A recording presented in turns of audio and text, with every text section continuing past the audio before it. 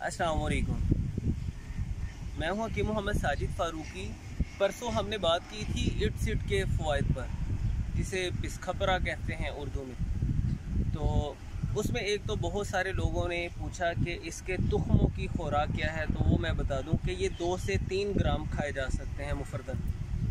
और दूसरा, बहुत सारे लोगों ने नीचे एतराज़ किया कि आप इसे बिस्खपरा कह रहे हैं, जबकि ये बिस्खपरा नहीं है, बिस्खपरा और बूटी है। अतीबा ने ख़ास तौर पे हकीम अब्दुल्ला साहब का लोग हवाला दे रहे थे कि उन्होंने इट-सिट में और बिस्खपरा में फ़र्क किया है, तो मैं उसकी वजाहत करना चाहूँगा। मैं यहाँ से हम गुज़र रहे थे, किसी काम के सिलसिला में जा रहे थे, तो अचानक ये सामने आ गई बूटी, तो मैंने सोचा ये फ़र्क भी मैं आपके सामने रख दूँ। ये है वो इट-सिट की किस्म जिसे बिस्खपरा कहा जाता है अमूमन। आप ये देखिए कि इसकी कितनी लंबी लंबी शाखें हैं। इसके पत्तों को आप अच्छे से देख लीजिए।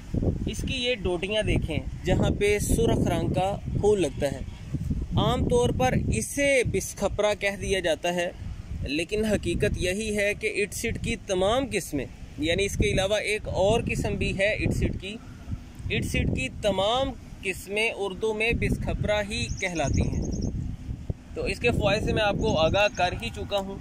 वो तफसील आप देख सकते हैं। अगर आपने वो वीडियो नहीं देखी तो उसका लिंक मैं डिस्क्रिप्शन में डाल रहा हूँ, जिससे आप तफसीली फ़वाइद जान सकते हैं। तो इसकी ये मैंने आपके सामने दूसरी किस्म भी रख दी, आपको इसकी पहचान करवा दी, ताकि कोई किसी तरह की कन्फ्यूजन ना हो और आप अच्छे से इन दोनों बूटियों को पहचान लें कि वो भी इट-सिट है, ये भी इट-सिट है। ये वो इट-सिट है जिससे आम तौर पे बिस्खपरा कह देते हैं, लेकिन जो भी इट-सिट की अक़साम है वो सारी की सारी बिस्खपरा ही कहलाएंगी उर्दू में।